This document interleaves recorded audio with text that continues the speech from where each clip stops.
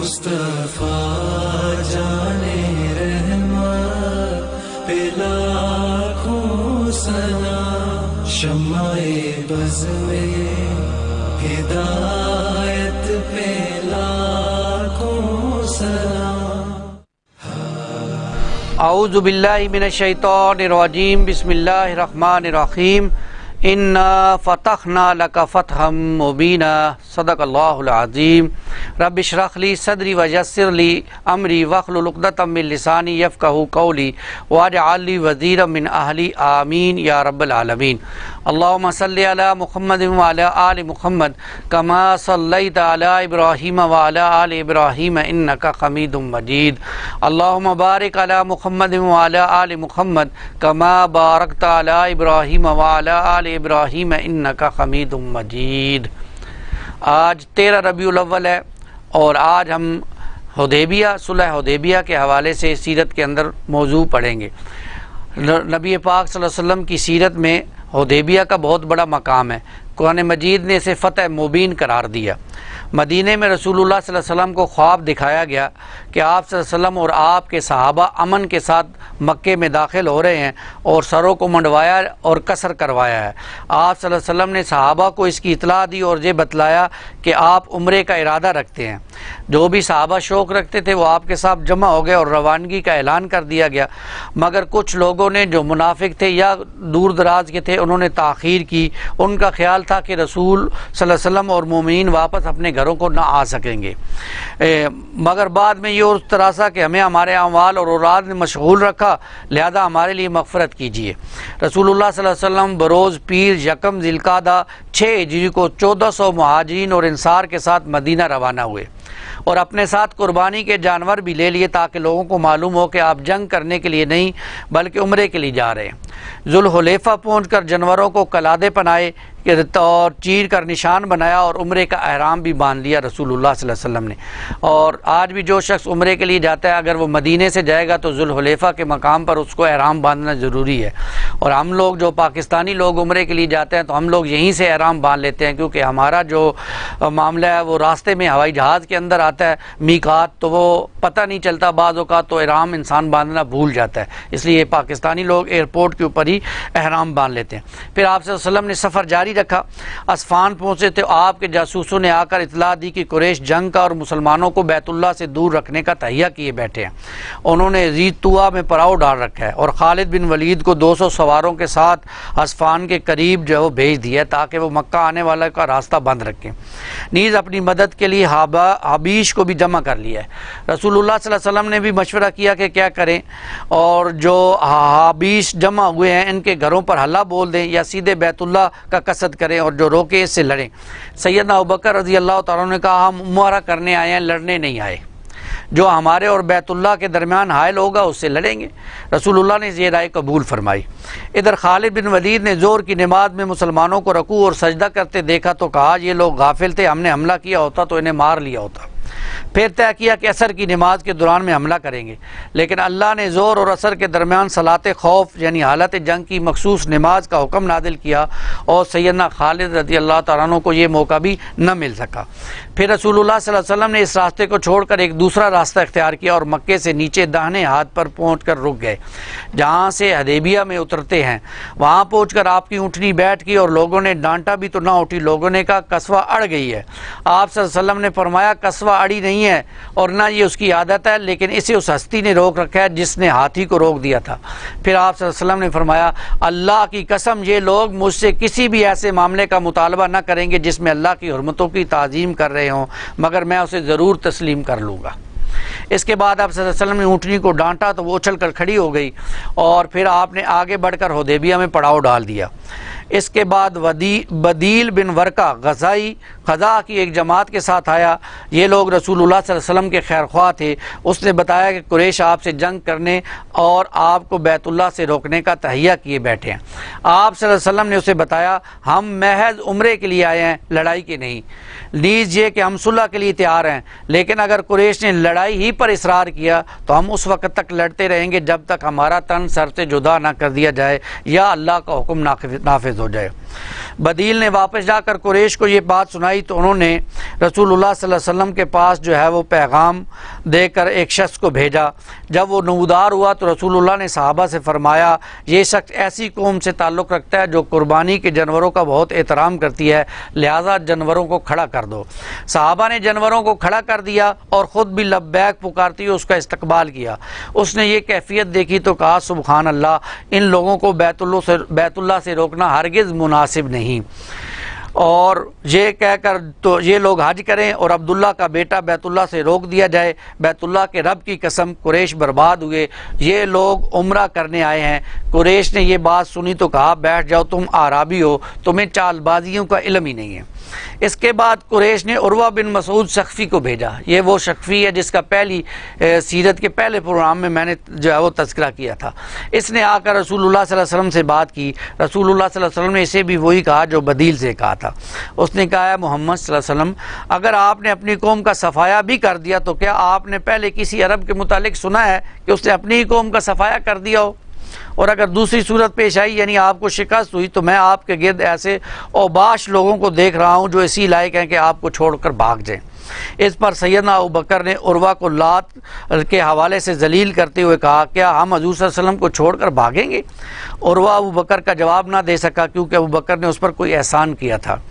عروہ بات کرتے کرتے نبی صلی اللہ علیہ وسلم کی داڑھی کو ہاتھ لگاتا۔ مغیرہ بن شعبہ رضی اللہ تعالیٰ عنہ اس کے ہاتھ پر تلوار کا دستہ مار کر کہتے اپنا ہاتھ رسول اللہ صلی اللہ علیہ وسلم کی داڑھی سے دور رکھو۔ عروہ نے کہا غدار کیا میں تیری غداری کے سلسلے میں دوڑ دھوپ نہیں کر رہا ہوں؟ مغیرہ بن شعبہ نے کہا کہ عروہ کے بھتیجے تھے، کچھ لوگوں کو قتل کر کے ان کے مال لے لیا تھا اور آ کر مسلمان ہو گئے تھے۔ رسول اللہ نے ان کا اسلام قبول کر لیا تھا لیکن مال سے برات اختیار کی تھی۔ عروہ بن مسعود اس سلسلے میں بھاگ دوڑ کر رہا تھا اور ان کی غداری سے اس نے اسی واقعے کی طرف اشارہ کیا تھا۔ اس پر موقع پر عروہ نے صحابہ کی طرف سے نبی پاک صلی اللہ علیہ وسلم کی جو تعظیم کا منظر کھینچا ہے ذرا اس کو نوٹ کیجئے، سنیے۔ اے قوم، واللہ میں کیسر و کسریٰ اور نجاسی جیسے بادشاہوں کے پاس جا چکا ہوں، واللہ میں نے کسی بادشاہ کو نہیں دیکھا کہ اس کے ساتھی اس کی اتنی تعظیم کرتے ہوں جتنی محمد صلی اللہ علیہ وسلم کے ساتھی محمد کی تعظیم کرتے ہیں۔ واللہ وہ تھوکتے بھی تھے تو کسی نہ کسی آدمی کے ہاتھ پر پڑتا تھا اور وہ شخص اسے اپنے چہرے اور جسم پر مر لیتا تھا، اور جب وہ حکم دیتے تو اس کی بجا آوری کے لیے سب دوڑ پڑتے تھے، اور جب وضو کرتے تو معلوم ہوتا ان کے وضو کے پانی کے لیے لوگ لڑ پڑیں گے۔ جب کوئی بات کرتے تو سب اپنی آواز کو پست کرتے اور فتح تعظیم کے سبب انہیں بھرپور نظر سے دیکھتے۔ انہوں نے تم پر ایک اچھی تجویز پیش کی ہے، لہذا اسے قبول کر لو۔ اسی گفتگو کے دوران 70 یا 80 نوجوان ہنگامہ آرائی کے لیے رات کی تاریکی میں مسلمانوں کے پاس جبل تنیم سے اتر کر مسلمانوں کے کیمپ میں گھس گئے۔ مقصد یہ تھا کہ صلح کی گفتگو ناکام ہو جائے، لیکن مسلمانوں نے ان سب کو گرفتار کر لیا۔ پھر رسول اللہ صلی اللہ علیہ وسلم نے انہیں معاف کر دیا، اور اس کا معاملہ بھی سیرت کی کتابوں میں ہم پڑھ سکتے ہیں۔ اور اس موقع پر اللہ کے رسول نے یہ طے کیا صلی اللہ علیہ وسلم کہ قریش کے پاس ایک سفیر روانہ کیا جائے۔ چنانچہ آپ صلی اللہ علیہ وسلم نے سیدنا عثمان رضی اللہ تعالیٰ عنہ کو سفیر بنا کر قریش کے پاس بھیجا، اور انہوں نے جا کر وہاں رسول اللہ صلی اللہ علیہ وسلم کا پیغام پہنچایا، اور قریش نے سیدنا عثمان رضی اللہ تعالیٰ عنہ کو روک لیا اور خبر یہ پھیلا دی کہ سیدنا عثمان رضی اللہ تعالیٰ عنہ کو شہید کر دیا گیا ہے۔ اس پر اللہ کے رسول صلی اللہ علیہ وسلم کو جب یہ معلوم ہوا تو آپ نے کہا کہ ہم اس جگہ سے اس وقت تک نہیں ہلیں گے جب تک کہ عثمان کے قتل کا بدلہ نہ لے لیں، اور اس بات پر رسول اللہ صلی اللہ علیہ وسلم نے بیعت لی، اور سیدنا عثمان رضی اللہ تعالیٰ عنہ کی طرف سے بھی بیعت لی گئی، اور اس بیعت کو بیعت عثمان بھی کہتے ہیں۔ اور اس بیعت کے بارے میں قرآن مجید کے اندر بھی تذکرہ ہے، لقد رضی اللہ عن المؤمنین اذ یبایعونک تحت الشجرہ، ایک درخت کے نیچے آپ مومنین سے جو بیعت لیتے اس کا تذکرہ ہے، اور آخری ہاتھ اللہ کے رسول نے اوپر رکھا اور کہا یہ عثمان کا ہاتھ ہے۔ اور جب یہ معاملہ کچھ مشرکوں نے دیکھا تو انہوں نے کہا اب تو مسلمانوں نے مرنے کی باتیں کر دی ہیں، اس لیے اب ان سے صلح کی جائے۔ تو اب صلح کی پیشکش لے کر سہیل بن عمر کو بھیجا، اور ایک لمبی گفتگو ہوئی، ان شرائط پر جو ہے وہ مکمل ہوئی۔ پہلی شرط یہ تھی کہ رسول اللہ صلی اللہ علیہ وسلم اس سال مکے میں داخل ہوئے بغیر مسلمانوں کو ساتھ واپس مدینے چلے جائیں گے۔ اگلے سال مکے میں آئیں گے، 3 دن قیام کریں گے، ان کے پاس کوئی ہتھیار نہ ہوگا، صرف تلوار ہوگی، وہ میان میں ہوگی۔ فریقین میں 10 سال تک جنگ بند ہوگی، جنگ نہیں ہوگی فریقین کے درمیان۔ اور نمبر 3، جو محمد صلی اللہ علیہ وسلم کے عہد میں داخل ہونا چاہے داخل ہو سکتا ہے، اور جو قریش کے عہد میں داخل ہونا چاہے وہ وہاں داخل ہو سکتا ہے۔ چوتھی شک جو بہت ہی مسلمانوں پر گراں تھی کہ جو آدمی مسلمانوں کی پناہ میں جائے گا مسلمان اسے قریش کے حوالے کر دیں گے، اور جو مسلمان قریش کے پاس آ جائے گا قریش اسے واپس نہیں کریں گے۔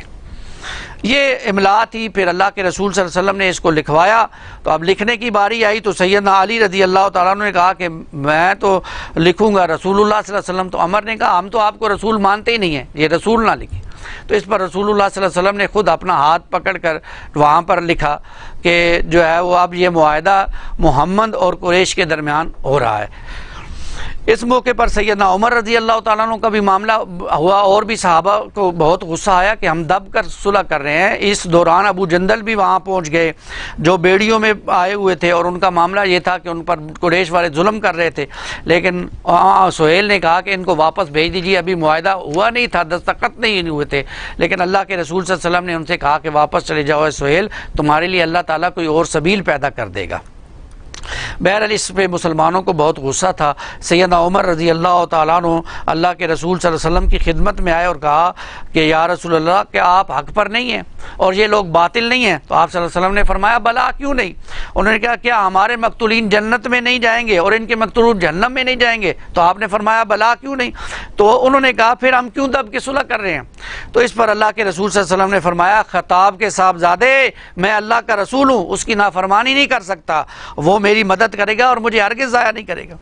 اس کے بعد سیدنا عمر ان کے پاس گئے، اور صحابہ کے اندر ایک بے چینی کی جو کیفیت تھی، اللہ کے رسول جب اپنی زوجہ کے پاس گئے تو یہ کیفیت بتائی، تو انہوں نے مشورہ دیا کہ یا رسول اللہ آپ اپنا سر منڈوا دیجئے، اپنے قربانی کے جانور کو ذبح کر دیجئے، اپنا احرام کھول دیجئے، جب لوگ آپ کو دیکھیں گے تو سب کے سارے لوگ آپ کو جو ہے وہ معاملہ آپ کی پیروی کریں گے۔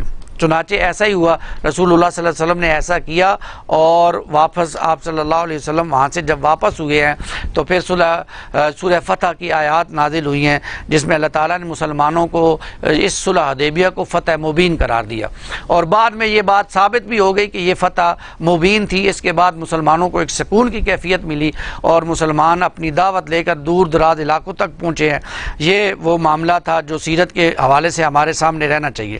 اور اس صلح کا اور بہت بڑا اثر یہ ہوا کہ اب مسلمان جو ہے وہ عرب سے جنگ 10 سال کے لیے کیونکہ معاہدہ ہو گیا تو اب جنگ نہیں ہو گئی، اب اس لیے اللہ کے رسول صلی اللہ علیہ وسلم نے صحابہ کو پیغام دے کر دور دراز علاقوں میں بھیجا۔ اللہ تعالی ہمیں رسول اللہ صلی اللہ علیہ وسلم کی سیرت سے ان پیغامات کو اخذ کرنے، اپنے دلوں میں بسانے کی توفیق عطا فرمائے۔ کل انشاءاللہ پھر جو رسول اللہ کی دعوت باہر گئی کیسے پہنچی اس کا تذکرہ پڑھیں گے۔ اللہ تعالی ہمیں قبول فرمائے، آمین یا رب العالمین۔ السلام علیکم ورحمۃ اللہ وبرکاتہ۔